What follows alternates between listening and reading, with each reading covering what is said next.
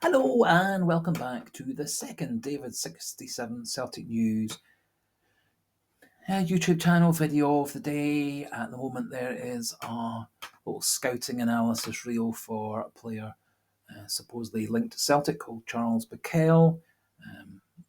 That's loading at the moment, so that will be available for viewing around the same time as this video. This video going to be a wee bit of a news roundup with some good news regarding Daizen Maeda and a wee bit of an update on a few transfers that Celtic are said to be looking at over the next few months.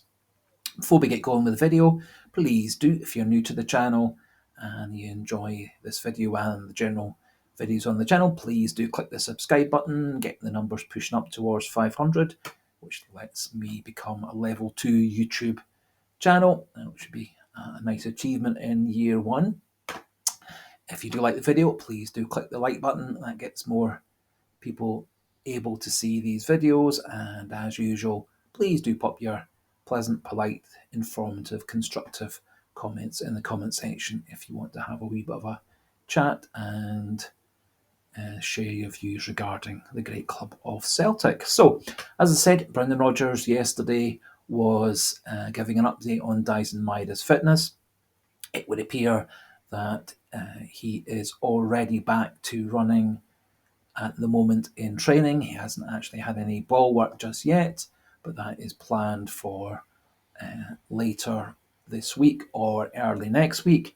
And Rodgers was giving an indication that Maeda could be back in first team contention for next week, which means obviously he misses the Dundee match on Sunday, but potentially would be in the squad for the following weekend with our home game against Hearts, which would be brilliant news. And I think certainly if that was the case, probably Maeda might well be a starter playing 45, 60 minutes and then coming off, or probably more likely coming on as a late sub for the last 20, 30 minutes, replacing Kuhn or Forrest or Palmer or Yang, whoever Rodgers is choosing that week to be our wide players. So obviously brilliant news. I think Daizen Maeda is the best of all our wide players. Currently, he had been coming into some good form, scoring goals. Not the best in terms of creating for others, but his incredible work rate and engine is massively important for Celtic, especially in our games against Rangers.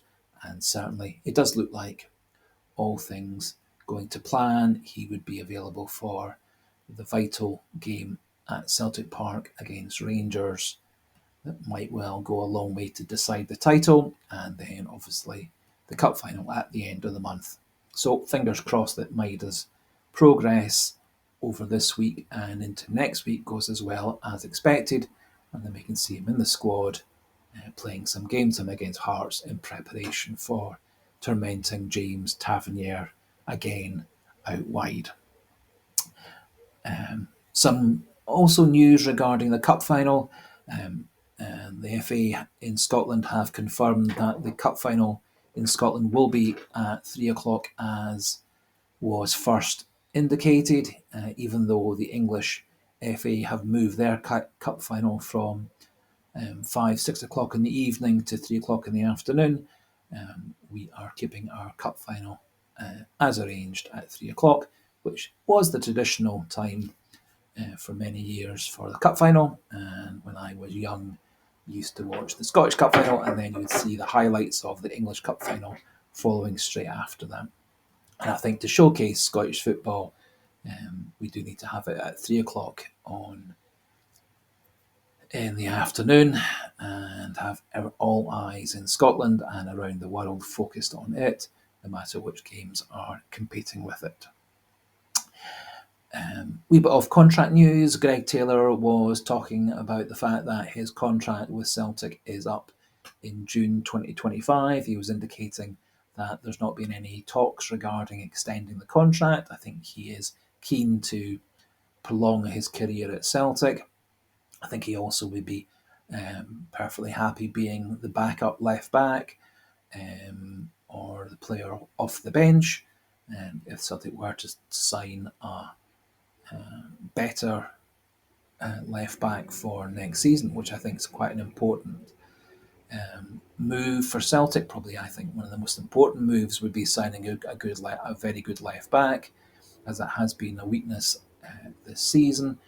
The left side of our defence has been quite leaky at many points through the season, partly due to Liam Scales, partly due to Greg Taylor. And Taylor's lack of height, I think, is also a factor in the way that a lot of teams exploit Celtic with long balls and high balls into the box, or balls over the top of Taylor into the space behind him. And so new left back is important. However, Taylor said that no thoughts about signing a new contract at this point.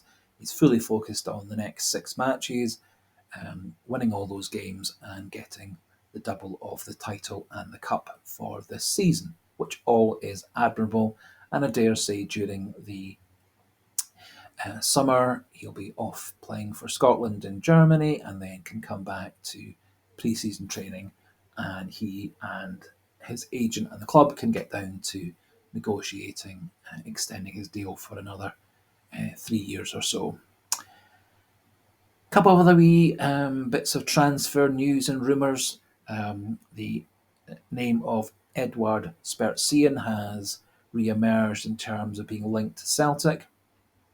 However, his agent is stating that the price that Krasnodar would be looking for is 15 million euros, and that I think kind of prices him out of Celtic's market.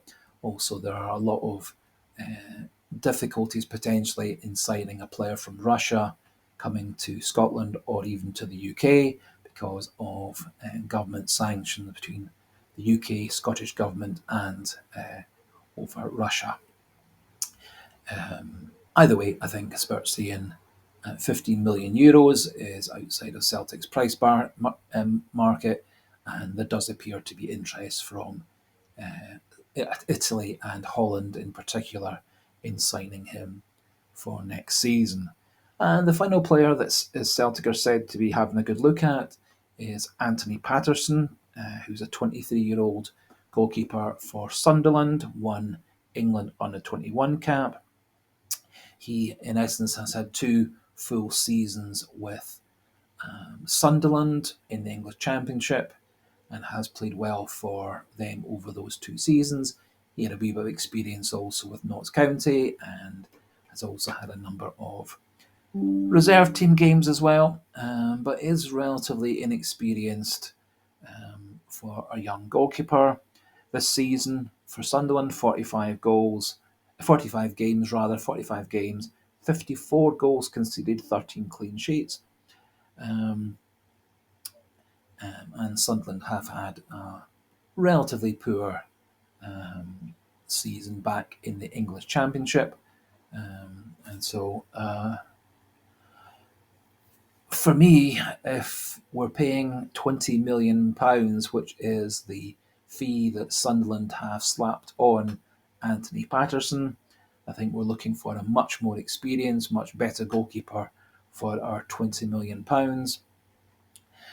There are several other goalkeepers said to be linked to Celtic.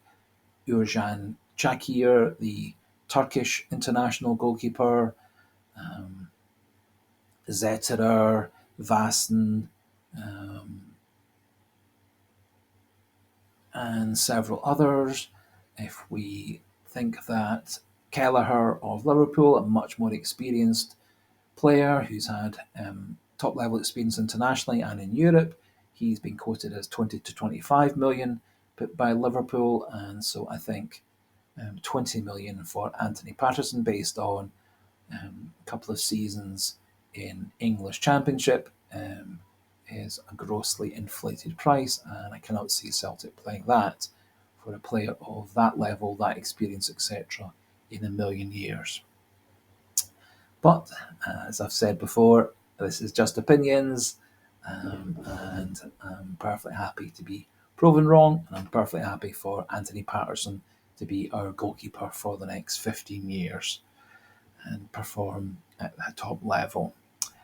And one final wee bit of transfer news, this time away from the club. Benjamin Siegrist, who I think is one way or another leaving Celtic during the summer, be it having had his contract terminated or being sold for a low price to another team, is said to be high up on the wish list for Aberdeen. Aberdeen are looking for a new keeper for next season, assuming that Kelly Roos doesn't sign a new contract. Roos's contract is up at the end of the season. He is said to be keen to discuss the future with the new Aberdeen manager, who will start at the club in June, by which time, of course, Roos's contract will be expired. And so I would not be the least bit surprised if we see Benjamin Siegrist moving to Aberdeen for next season. I think Siegrist is actually a good goalkeeper, not really had much of a chance at Celtic. He was quite impressive for Dundee United prior to that. And when he came to Celtic under Ange Postecoglou, I was quite hopeful that he would be the longer term replacement for Joe Hart, but that seems to have fallen by the wayside. And it does look like all three of Celtic's experienced goalkeepers might be on their way over the summer, and the most likely to be staying past this summer is Scott Bain, who seems very happy to be the bench warmer at Celtic without any real wish or expectation to be a starter for Celtic. So that just about finishes off this wee roundup video. Obviously, the big news is the potential return of Daizen Maeda for the game against Hearts, and I think certainly the game against Rangers is very much a strong possibility given how positive Rodgers was in his interview yesterday. So thanks for watching. If you're new to the channel, please do think about clicking the subscribe button. If you've enjoyed the video, please do click the like button, and as usual, do pop those comments in the comment section if you want to have a wee chat and debate, etc.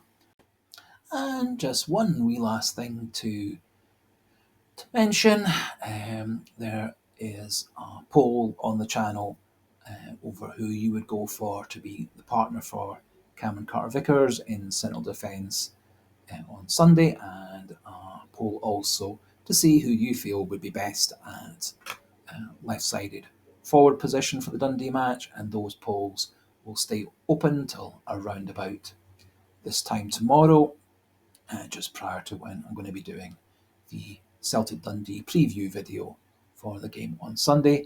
And also, a wee reminder, if you haven't voted already, the poll for the Player of the Year for the men's team and the women's team, that's staying open for another couple of weeks prior to the official Player of the Year ceremony, which will be at the Scottish Hydro in mid-May. So for today, thanks for watching, thanks for listening, a goodbye, and hail, hail.